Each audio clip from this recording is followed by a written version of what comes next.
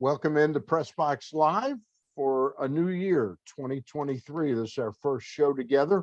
Stan the Fan, along with Gary Stein. Gary, how are you? You know what? I just realized it is our first show together. Absolutely. Happy New Year to you. Happy New Year to you. I hope the holidays were good ones for you. Absolutely. Thank you. Same to you. When I finish my Costas in read, we're going to be joined by the handsomest guy on the set tonight. That's Danny Crowley. Danny was a longtime quarterback in the CFL. He played for Towson University. Now, Danny is now the head or one of the heads of the Best is Ahead Foundation. He's executive vice president. That's the foundation that handles Maryland's NIL, name, image, and likeness situations. We're going to talk to Danny about that in just a minute. But first, let me tell you a little bit about the name and image and likeness of my favorite restaurant, the Costas Inn, located at 4100 North Point Boulevard. Phone number 410-477-1975. And if you're comfortable eating inside the Costas Inn, that's great. They'll welcome you with open arms. But if you're still a little gun shy about going into closed door restaurants, the Costas Inn has a great solution for you, and that is their curbside pickup.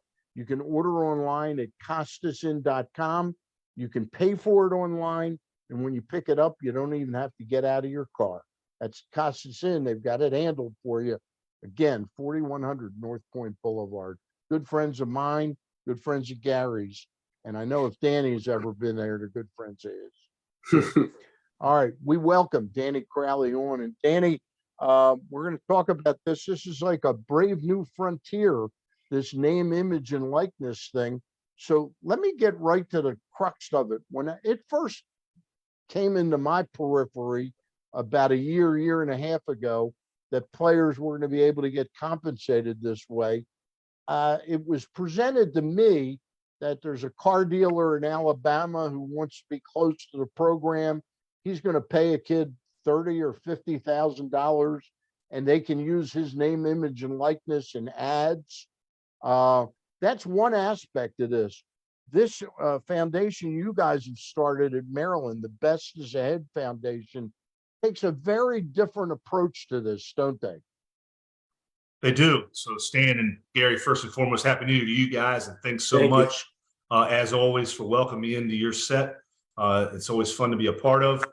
And yeah, Gary, Stan, you guys nailed it. I mean, a year and a half ago, June of 2021, when this thing came out, it really looked like it was going to be the marketability of the name, image, and likeness for collegiate athletes, right? And the marketability means that a local store, a local brand, a local car dealership can, just like you said, pay money, bring an individual or a team down to do autograph signings and pay them for their marketability. And that does go on every day, all year long, at 300 Division I schools. Now, the other thing that goes on is what we're doing in using this more as a service aspect. And for us, and the relationship that I've had with Mike Loxley now for 31 years, when I met him at Towson State as a former teammate. You played with Mike. That's right. Yep. Played with Mike. Yes. We've known each other for a long time. Mike is from the Washington, D.C. area. He was born and raised in the city and went to Ballou High School. Ballou High School. Yep. So when Mike came back 4 years ago, first thing he did was put a mentorship program together for his football players. Because of the market that they're in down in that College Park, DC metro area, the DMV, there's over 6 million people down in that area, right? There's a lot of wealth. There's 16 Fortune 500 companies.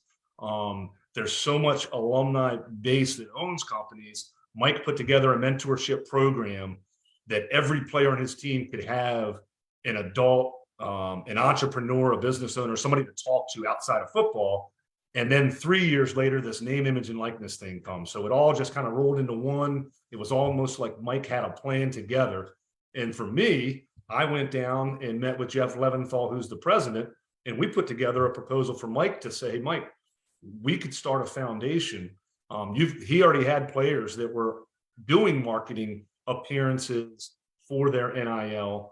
And our proposal was service driven. And it was really what Mike Loxley always talks about, life after football and enhancing the lives of the underserved youth in the DMV, right? The neighborhoods that he came from. And he talks to his team about that every day. So we put that into our proposal and said, Mike, what we can do is we can go out and raise money, we can get donors, and then we can take the young men on your team out into the community for many reasons. It'll educate your team to see what it's like to be in the DMV, right? To see what underserved youth experience on a daily basis. And then for us, it'll be another avenue for us to raise money for your program and try to keep this roster intact, compete against the Big Ten programs. All right, it's fascinating. There's a lot of moving parts to this, because I just found out in talking to you before we went on the air, in the old days, players could not have high school or college players could not have agents handle any aspect of the recruitment or when they're turning pro until they turn pro. Right now, if I'm a player, I have the right to have an agent talk to Dan Crowley, or if it's at Alabama and it's just directly with the car dealer, an agent can handle that for the kid, correct? That's right. And you've seen this in baseball for decades, right? And the baseball agencies, whether it's an actual sports agent or it's a marketing agency, it's called a future earnings agent, right? So somebody that's going to help you with some finances during your college career, right? Because you're going to be a high draft pick. And that's what this NIL has morphed into. So although these football players may not have a sports agent, right? They might not have Scott Boras as their agent working on the next NFL contract. There's an agency within that agent's group. And that marketing agent is to focus on their name, image, and likeness during their collegiate careers and get them opportunities. They've got lawyers, they've got accountants, and they've also absolutely got these marketing agencies that are helping them out. One last thing before I turn you over to Gary for a couple. The Best is Ahead Foundation, which you're the executive VP of, that is only for football, correct? It has nothing to do with the basketball program. And why is that? Well, so first and foremost, the reason is because of the relationship with Jeff Leventhal, myself, and Mike Loxley. Right? Okay. Jeff and I did not go to Maryland, right? We grew up in the area. We're loyal Terps at heart. However, we played at Towson State with Mike Loxley.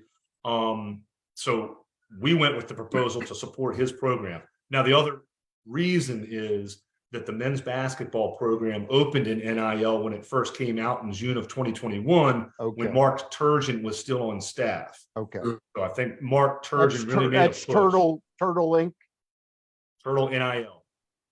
Turtle NIL. Okay. Yeah. All right. So now we have one for men's basketball. We have one for the football program, and then Maryland has since hired an individual on staff, kind of in their compliance and development office, that purely focuses on the NIL for all other sports to try to help these young people market themselves. Okay.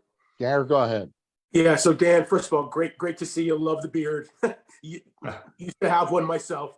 So there's so many moving parts here. I have so many questions. Let's take Stan's example about the car dealership in Alabama, paying the kid X amount of money to come out and sign autographs, be in a commercial, etc. In this situation, it sounds to me like you're not necessarily asking donors to pay money for the player to come out to sign autographs at their place. You're asking them to sponsor the kid to do community service for a nonprofit. Is this accurate or no? Not 100%. So okay. We don't ever want to go out and say, hey, please sponsor our boys for community service. That's really not what we're doing. The Maryland football team and every other program at Maryland and really across the nation, they all have their own individual community service projects that they focus on. What I'm doing, and the reason we really opened this as a nonprofit, a 501c3, is just like every other foundation, just like the Terrapin Club at Maryland. If you make a donation to the TBIAF, it is a tax-deductible donation, and you're supporting our foundation, And then I'm going to handle all service aspects as far as getting the boys out into the community. So I never go to somebody and say sponsor one player, because I have a list. I have a long list already here of 12 partners that we've identified around the region that every month I have opportunities to take our boys with the police department, with a mental health program, with a literacy program. So I'm just asking people to donate to the Best is Ahead Foundation, and then I'm going to handle any type of service agreements with the players. Okay, If I gotcha. can just jump in, because before we went on the air, we talked a little bit. And if a player comes to Maryland, wants to have nothing to do with the Best is Ahead Foundation, he can cut his own deals to get money for his name, image, and likeness. Correct? Absolutely. Okay. Absolutely. And outside of our foundation, there was a number of Maryland football players this year that had their own NIL deals. The one that I always reference, because it's a national deal, was Rakim Jarrett, 5-star wide receiver, played his high school football at St. John's. He's a local boy, but he had an opportunity to transfer a couple of years ago. And he stuck with Mike Loxley because Mike Loxley was true to him. And then he ended up signing an Under Armour deal for a commercial. And it was a national commercial released this past fall. Okay. Gotcha. Yeah. So, Dan, Maryland plays in the toughest conference in college sports. I don't think there's any real doubt about it. Ohio State, Michigan State, you know them all. How does your program compare with some of the other Big Ten schools programs, maybe in size, or like who got there first? Like, what's going on in terms of the conference and these types of foundations? Sure, great question. And it's somewhat of a loaded question, so I'll just focus on the Big Ten. So if you look at the Big Ten schools, I can tell you when the season started in September, the only two schools without an NIL program for football were Maryland and Northwestern. So we both opened our NIL programs during the season, right? So we launched on September 21st, and then Northwestern launched at the end of October. So now every Big Ten school has NIL. Most of them have a football specific NIL. And if you look at Penn State, one of our rivals, they have 4 NIL programs now. Wow. They claim that the 4th, and I say they claim because I know the guys that are running it, they're former football players. They claim that is specifically for football. But if you look at the other 3 on their websites, it's very clear that they support all sports because they've got former athletes from those sports. They've got journalists on there that went to Penn State, and it's not an individual sport focused. So the way we're differentiating ourselves are 2 things. First, we're football only. And then second, our foundation is strictly service oriented. If a car dealership came to me tonight and hit me up and said, Danny, I want to do a deal with your quarterback. Okay, I can point you in the right direction. I'm not going to do that deal. I can send them over to the Maryland NIL office and they can write that deal, and Talia can go do his deal with the car dealership. With Press Box. He With could be on the Press Box, cover of please. Press Box. There you go. Yeah. So yes, we are differentiating ourselves from the service standpoint of getting these players out, making a difference in the community. Right.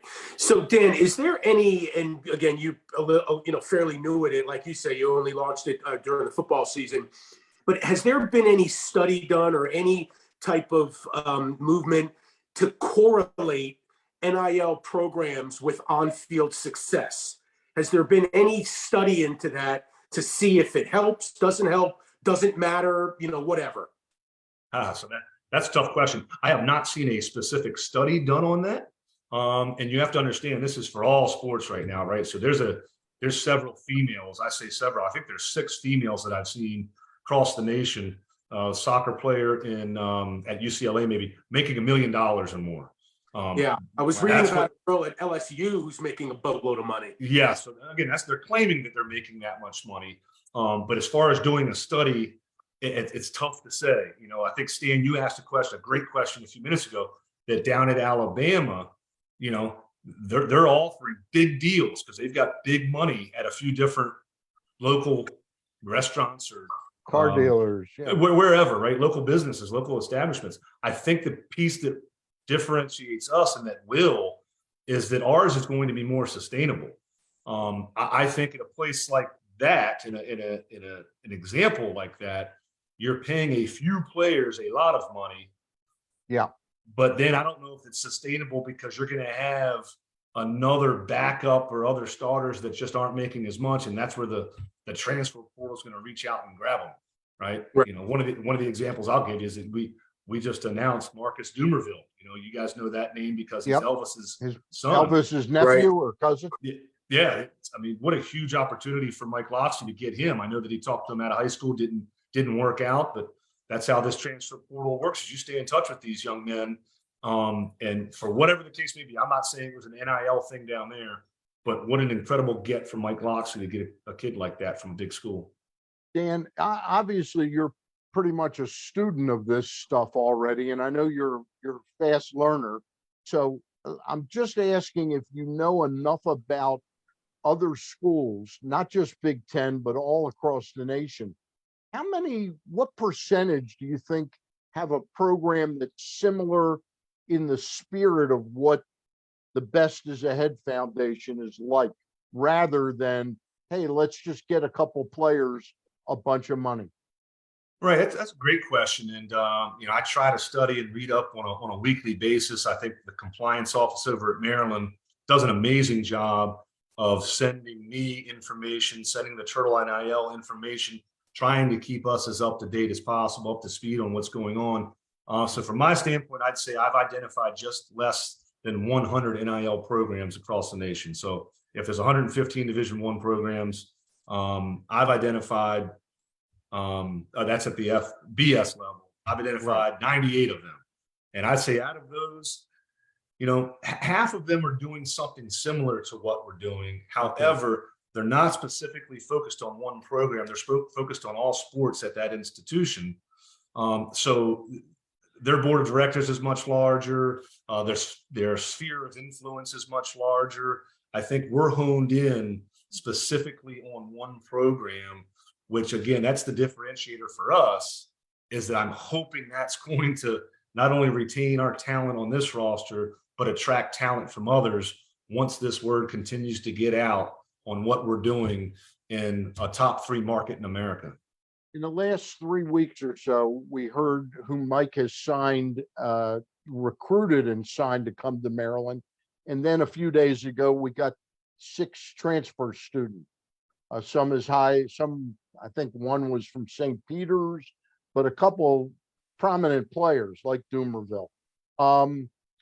Do you have contact with all of those individuals? Do they get directed to you first, or do they sort of say, hey, I got it handled? They have not said I have it handled. I would say I'm definitely not the first point of contact. Myself, Jeff Leventhal, the coaching staff and the administrators, we're all loosely affiliated in this thing. Yeah. I'm invited into the on-campus recruiting piece. So I think I've mentioned that already. I'm not part of the recruiting of the player to get them on campus. So that's where we're at right now. I'm not part of that initial phone call, certainly in the transfer portal. Once we get them on campus, I think that's where I see myself being able to step in, getting in front of that recruit, his family, and just giving them a taste of what we're doing here at Maryland. All right. You got a black cat behind you. That's always good for good TV right there, guys. That's great. That's a great image. That's a great Can image. you imagine if this was Friday the 13th and you had a black cat behind you? Oh my goodness. Hey, Oh, my so goodness. That so would the not be other day, good. the other day when I reached out to you, Dan, about doing this, you said, hey, I'm in Charlotte, big game. The win against NC State the other day at the Duke's Mayo Bowl. How big was that for your initiative, the foundation? It was terrific. I think anytime you win a big game, the chatter starts, right? So in this case, that big game was the last game of the season. It's at a bowl game. That's the one you want to win. That's the one you need to win. I've been in this business for well over a decade now, and that's the development business, right? And that's what we really hone in on, are those big games, those big tournaments. And yes, it really couldn't have worked out any better. We knew what we were in for. We were playing a top 25 team, haven't won a back-to-back bowl game since 2002, the last time Mike Lopsy was here with Ralph Friesian. So a lot of things really played into place. So my phone was buzzing for 72 hours after that. So yes, absolutely, those big games help a person like me and our foundation out quite a bit. And Hey, I know Mike aspires to higher bowl games in the Duke's Mayo Bowl, but I think he also has had enough mayo dumped on him for a lifetime. I was just having that conversation earlier today. So, every coach aspires to go win a bowl game. None of them aspire to get mayonnaise poured on them. So, that he's hoping to play in January next year, not on December 30th. But I'll tell you a funny story about mayonnaise. When I met my wife, when I met her, she was living in Durham, North Carolina, and she had Duke's Mayo. I had never heard of Duke's Mayo, and it is a tremendous product. I'll just say that. Well, they must have handed out 50,000 jars of that at this bowl game. You bring me back a couple? I didn't want anything to do with that after some of the things I saw during that game. How long do you think it took Loxley to shower off that mayo bath? I can tell you, again, coaches aspire to win big bowl games. He loved it. He did not like the smell. He did not like having to stand there with it all over his clothes while he was up on the stage with, mayonnaise still on him. So that's crazy. All right. So Dan, on this thing, as far as the NIL is concerned, that's what we have in place right now. That's, players can market their name, image, and likeness, make some extra cash or sponsor deals, etc. But if this goes any further, if the NCAA in a few years from now, because things usually do progress, end up paying athletes and the whole kind of, ball of wax changes a little bit, how do you see NIL fitting into the picture in the future, or does it fit into the picture at that point? I think it definitely fits into the picture, but that is the golden question, right? What has happened here over the last year and a half has opened up so many questions and opportunities. I left a perfectly good position at a fine institution to open a foundation for something that none of us had a real clear understanding about, because I do know that this is not going anywhere. And I wanted to be in on the front end of it. I wanted to be in part of this excitement. Nothing's easy. It's certainly not easy seeing, CJ Dupree leave your organization after a big sophomore campaign. That was a big loss for Maryland. They're starting tight end. However, the upside for me is the future possibilities. So if you're asking for my opinion, I would say I see NIL coming into the institution and being part of the athletics staff at every institution. And they're going to have to change some parameters, because right now, the person running the NIL program cannot be affiliated with the school. It's going to change some things. So whether or not somebody in my position that is a paid employee of an NIL program can actually work for the institution, there's going to have to be a way that there's going to be a dotted line to that institution, because it's going to hurt the institutions across America, right? I think the Big Ten, the SEC, they're going to survive okay. But a place like Towson, where I just came from, there's no way they can do what we're doing at a school like that, right? There's not enough money involved at smaller schools.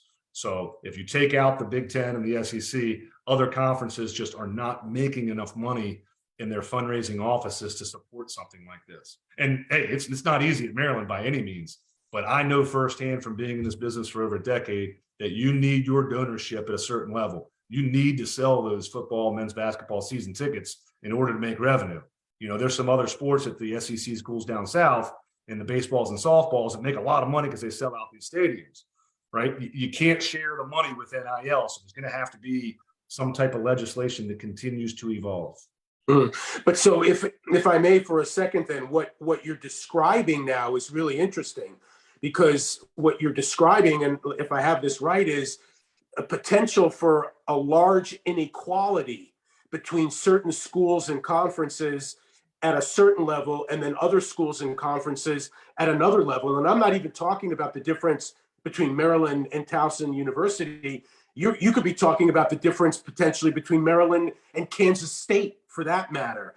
So my question is that good for college sports?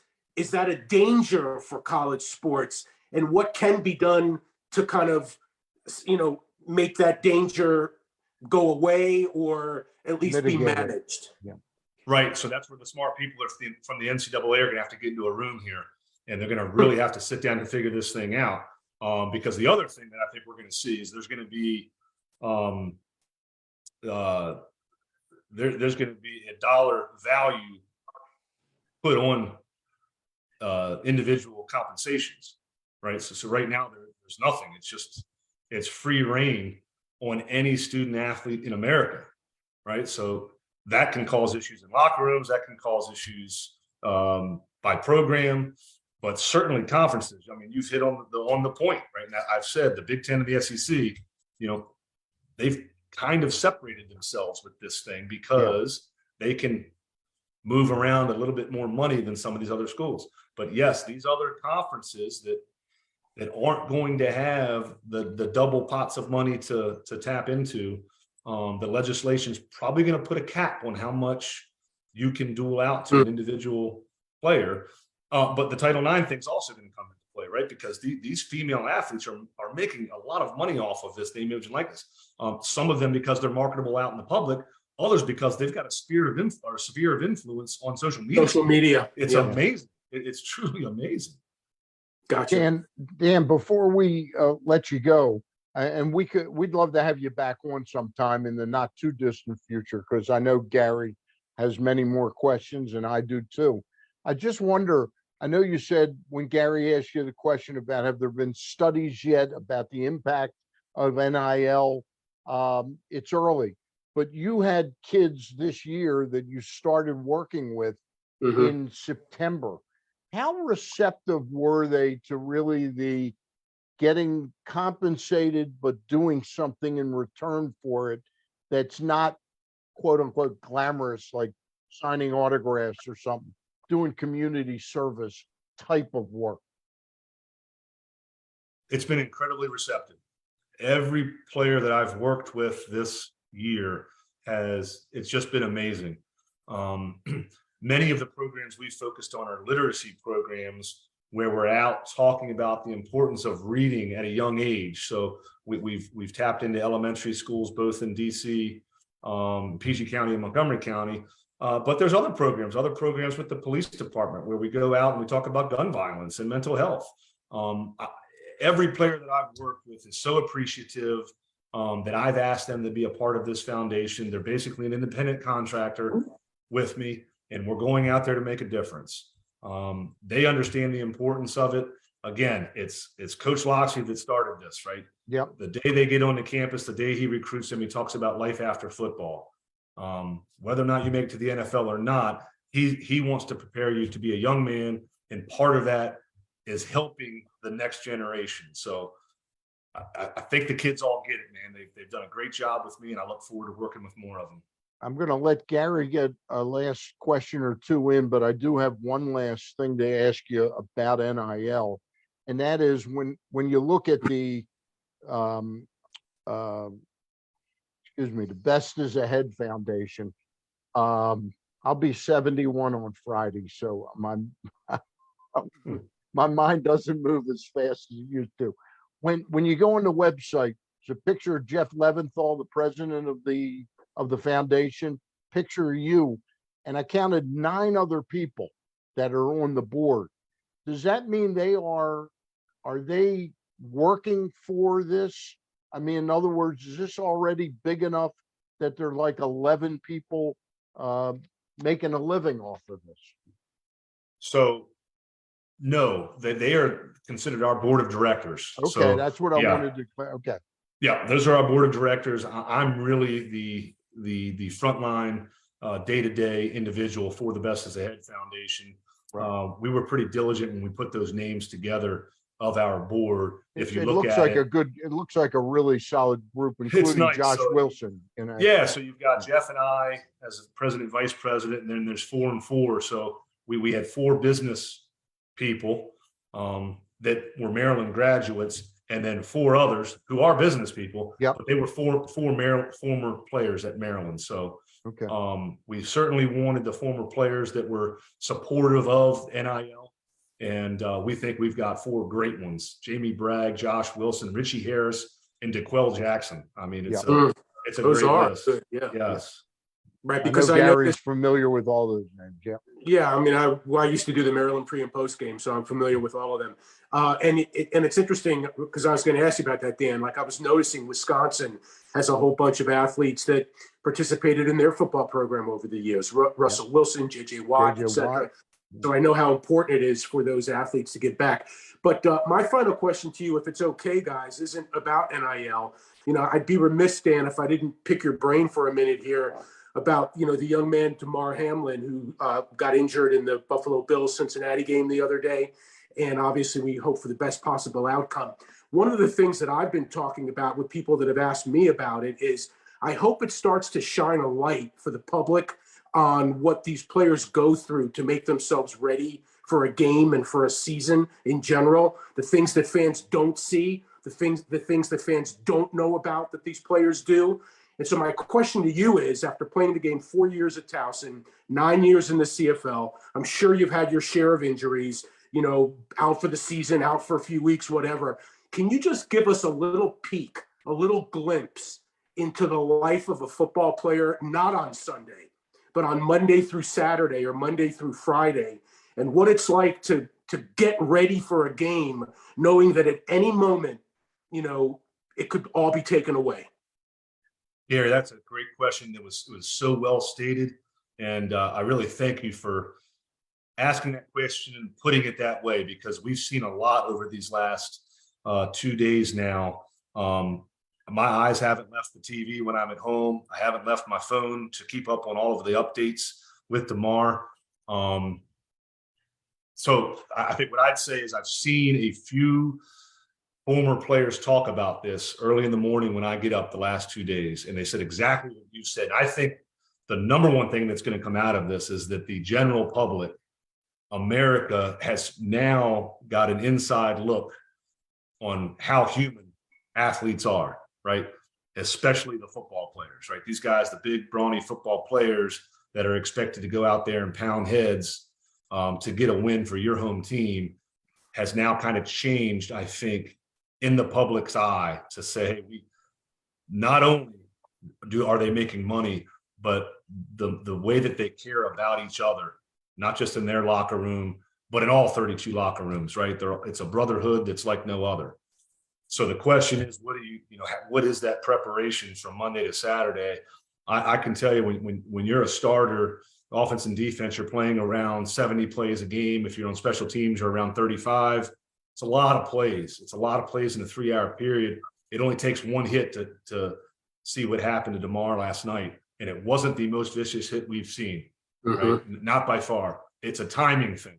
It's just like a knee. It's a bad timing. Your foot gets stuck on the ground and your season's over.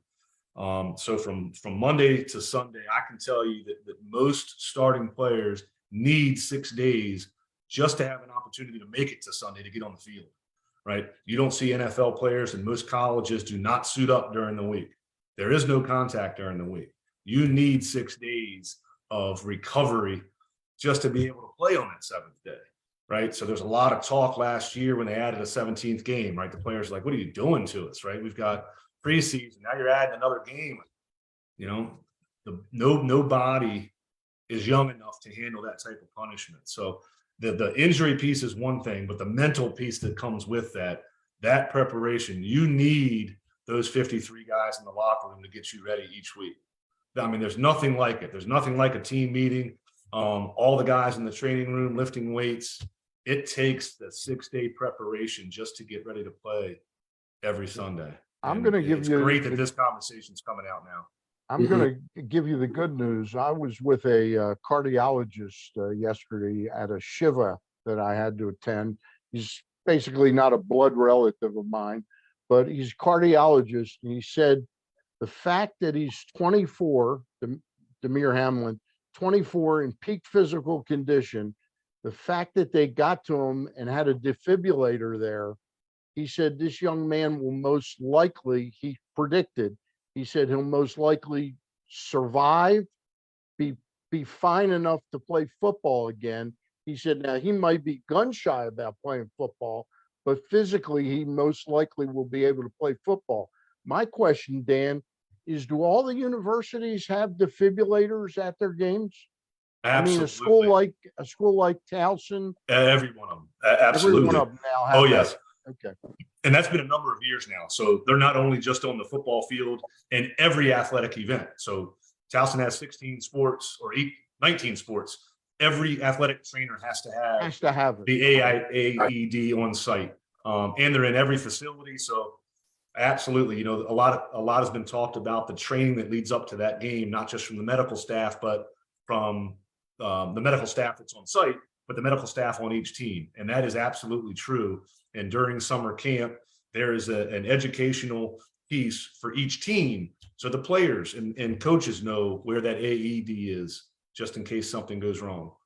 Hey, last thing I got for you tonight, and I certainly could pick up the phone and call Rob Ambrose tonight, but I've given him space. I've texted him. I think Gary has texted him. Yeah. How's he doing? Because I know you're pretty close to Rob Ambrose, and how's he doing right now? Because we've become pretty friendly over the years. Right. So I'd say, you know, somebody like Rob Ambrose, he's been in this business for a long time, 14 years as a head coach. He'll come out on top. And I think the good news, if you look at a good news side of this, I don't know that it was a complete shock, right? A lot of changes were going on at Towson. So it's not like he just got fired as some other coaches have, where that could be traumatizing. Yep. No matter how old you are, no matter how much experience you have. So I believe that Rob's going to come back out on top. Whether or not he coaches this year, not sure. Personally, I don't know that there's a necessity for him. I don't know that he has to go do something just to have a job. I hope he's going to sit back and really take his time to look at the right fit for him. We've seen that before. I think there's several coaches that I know now are going to sit back, take a look out there and see what other opportunities there are. But I think you'll see Rob Ambrose back on the sideline sooner than you think. All right. That's great news. He is Danny Crowley, and he is with the Best is Ahead Foundation, which he started up with Jeff Leventhal and working with Mike Loxley there at Maryland, but not a Maryland employee. I want to make that clear. There you go. Danny, thanks for explaining so much of this, and you'll be a resource to us as we move ahead on this. All right. Thanks so much, guys. We'll stay in touch for sure. All right. Dan, appreciate Thank you, you, Dan. Dan. Yep. Just a note, and you don't have to stay for this, Dan. Just a note, programming note, that Tuesday I'll be on, that's the 10th, with Ross Grimsley. Our guest will be former big league pitcher Jim Gott. We'll talk to Jim Gott about why in the world did he give up the game ball from his first victory to Cal Ripken, and we'll talk about that and many, many other things. And then next Thursday night, the 12th, Gary Stein and I will be back on Thursday night next week with Amir. I knew I had his business card, and he's with the blackandgold.com. It's Amir Kiefer is his name, and he's going to talk to us about these Maryland recruiting wins over the last couple of weeks and the transfer portal and things that are going on with the University of Maryland, both basketball and football. Gary Stein. So you're usually on with Ross on Mondays. Why are you doing it on Tuesday this week? Buddy of mine and we share birthdays are within a week of each other. Okay. And we were going to go see the Wizards play the Pelicans on Monday night. Okay. So I made the arrangements to do. Then, of course, Zion Williamson got hurt. He's going to miss the next 3 weeks. So I'm not going to call Jim Gott back and change it. I had already approved it with Ross and Gotcha. Jim Gott. That's why. So you're going to be 71 on January, what, 6th? 6th. Yep. This Friday. Yeah. This You Friday. don't look a day over 51, Stanley. Thank you, Gary. I Yeah, appreciate you're that. welcome. Been a good Yeah. friend a long time, buddy. All This right, is an yeah. interesting topic tonight for us. I think so. I mean, like Dan was saying, and we were all saying, it's probably just the tip of the iceberg. Yeah. You know, who knows what it's all going to look like in 5 years from now. But I really do mean this, though. Dan's approach to this is really, I think it's well thought out. And look, there are going to be kids that go to Alabama and maybe hopefully in the future, Maryland, that get big NIL deals that just pay them a lot of money, but they help Maryland win. But the nuts and bolts players aren't going to go on to stardom, But Exactly. this way they can make some money. And it sounds like with Dan and Jeff Leventhal and the people they have on that board, they're going to be looking out for these kids a little bit. I think that's long term. That's much more important because that really ends up serving the function of what the university should be doing. But, the university, I think they got caught in the switches, Gary, with how lucrative sports got over the last 30 years, 40 years, that they don't really necessarily look out. They look as the athlete, as the guy that can help them make a boatload of money from winning championships on the NCAA level. Yeah, I think it's true. And look, you and I are probably both a little old school. I would have liked to get Dan's opinion on this. Maybe we can have him back. I'm a little worried about the professionalization, let's just call it that, of college sports, and what comes from that. And I understand progress, and I'm not against progress. I know you aren't either. But I just hope that there's a good outcome here. I hope that, unscrupulous people get weeded out. And I hope that programs like what Dan is running at Maryland, which I think you're right, I think it kind of takes that into consideration and kind of keeps the path straight. I think those programs are so necessary as these college kids are going through a transformation of what their careers are like. All right. Gary, will Lamar Jackson play again for the Ravens this year? I think he will. I think he'll play in the playoffs. I don't think he'll play in the season finale. I think he'll play in the playoffs. I'm hoping. We'll talk more about that as we move forward. But again, next Thursday, Gary and I will be on with Amir Kiefer from the blackandgold.com recruiting podcast. Yeah. But one thing I want to say, it's an interesting question you ask, and it's probably one that I would have said, come on, what are you talking about 5 or 6 weeks ago? Yeah. But now it's a legitimate question. So even though I still think he's going to play, I think it's absolutely a legitimate question. All right. He's Gary Stein. I'm Stan the Fan, and I'll see you back Tuesday with Ross Grimsley and Jim Gott, and then next Thursday with Gary and Amir Kiefer. You got it. Soon. Bye.